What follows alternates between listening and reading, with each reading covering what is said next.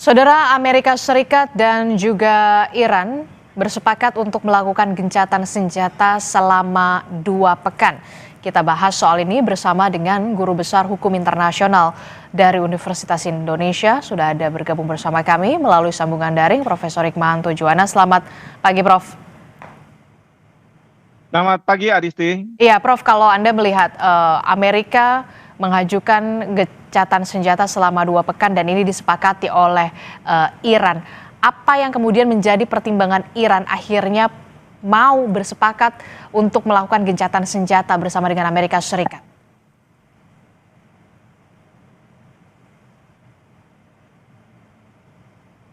Prof. Hikmahanto. Amerika Serikat dan tentunya Israel tidak lagi melakukan, ya. Pertimbangannya 3 hal, Adisti. Mendengar saya? Iya, silakan. Pertama adalah Amerika Serikat tidak lagi melakukan serangan ke Iran. Tentu dengan Israel ya, tidak lagi melakukan serangan ke Iran, apalagi menjanjikan serangan yang sangat hebat sebagaimana dijanjikan oleh Presiden Trump terhadap power plant, pembangkit listriknya, dan kemudian juga terhadap fasilitas-fasilitas seperti jembatan. Nah, yang kedua, kenapa Iran mau bersepakat? Karena Iran bukan dalam posisi yang menyerang. Jadi, dia itu akan menghentikan serangan balasan apabila Amerika Serikat dan Israel memang tidak lagi menyerang. Ya. Karena sekali lagi, posisi Iran bukan pihak yang melakukan serangan, tetapi dia harus mempertahankan diri dan kemudian dia harus menyerang balik. Ya, selama ada serangan itu. Nah, kalau serangan itu sudah tidak ada lagi, ya tentu dia akan menerima bahwa oke, kita akan ceasefire atau melakukan gencatan senjata. Dan alasan yang ketiga menurut saya, karena Iran tahu bahwa dampak dari penutupan Selat Hormuz oleh Iran ini berdampak pada dunia. Dan kita tadi barusan mendengar bahwa ada upaya dari masyarakat internasional melalui Dewan Keamanan PBB untuk meloloskan resolusi yang memungkinkan siapapun negara kalau merasa dia mempunyai kekuatan militer untuk bisa membuka. Tetapi ini kan resolusi akhirnya tidak diadopsi karena ada veto dari Cina dan Rusia. Jadi tapi Iran sudah tahu bahwa ini memberikan dampak dan itu juga memberikan dampak pada Presiden Amerika Serikat untuk mengajukan yang namanya ceasefire dan membatalkan tindakan menyerang Iran sebagaimana dijanjikan 2 hari yang lalu bahwa tanggal 8 April malam hari tentu tanggal 9 pada waktu Indonesia jam 8 pagi ini dilakukan serangan besar-besaran dan ini tidak terjadi. Seperti itu. Oke, tapi kalau dari sisi Iran adalah orang yang kemudian di negara yang kemudian diserang begitu dan akhirnya bersepakat untuk melakukan gencatan senjata. Nah, tapi yang kemudian jadi pertanyaan juga saya adalah begini, apa yang kemudian menjadi pertimbangan seorang Donald Trump akhirnya mengajukan gencatan senjata selama 2 pekan ini? Apakah kemudian karena memang market sudah tidak lagi stabil, dinamikanya terlalu kencang, atau kemudian ada tekanan yang begitu kuat dari masyarakat Amerika Serikat sendiri, dalam hal ini adalah politik, sosial, dan juga ekonomi pastinya? Ya, semua itu termasuk juga bahwa Iran tidak mau mundur dengan ancaman itu.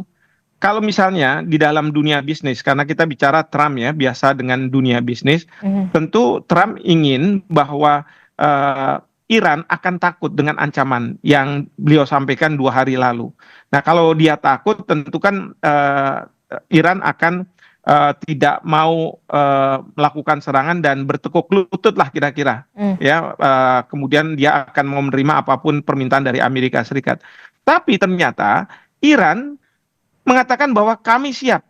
Bahkan yang saya lihat para penduduk sipil Iran itu duduk di sekitaran pembangkit listrik yang mungkin akan diserang oleh Amerika Serikat. Menunjukkan bahwa kami rakyat mendukung pemerintahnya. Ini bukan antara pemerintah dengan Amerika Serikat.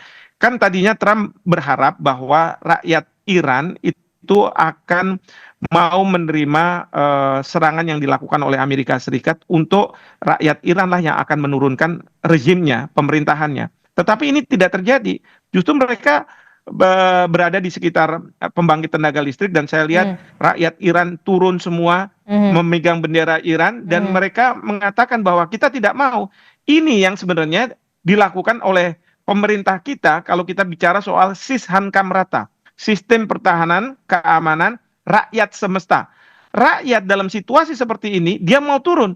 Ya, walaupun dari pihak Amerika Serikat mengatakan bahwa oh ini pemerintah Iran menggunakan rakyatnya sebagai tameng supaya tidak diserang. Tapi kan masalah kita, pembangkit tenaga listrik itu apakah instalasi militer atau bukan?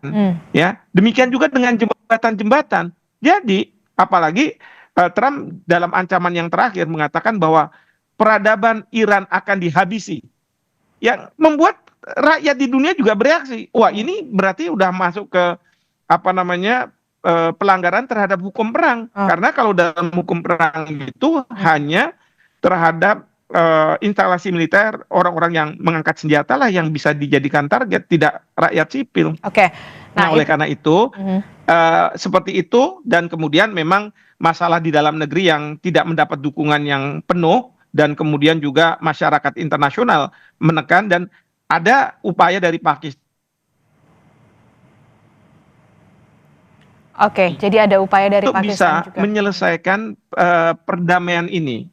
Betul. Oke, kalau kita lihat kan sosok Donald Trump paling tidak melunak begitu ya untuk saat ini, melunak untuk melakukan gencatan senjata selama 2 pekan dan itu disepakati oleh Iran. Tapi kemudian yang jadi pertanyaan adalah sampai kapan kemudian kesepakatan ini bisa ditepati oleh seorang sosok Donald Trump. Apakah nantinya di tengah jalan tidak sampai 2 pekan begitu, kita tidak berharap seperti itu. Tapi kemudian apakah ini akan berjalan secara mulus sampai 2 pekan ataukah kemudian ada dinamika-dinamika lainnya begitu.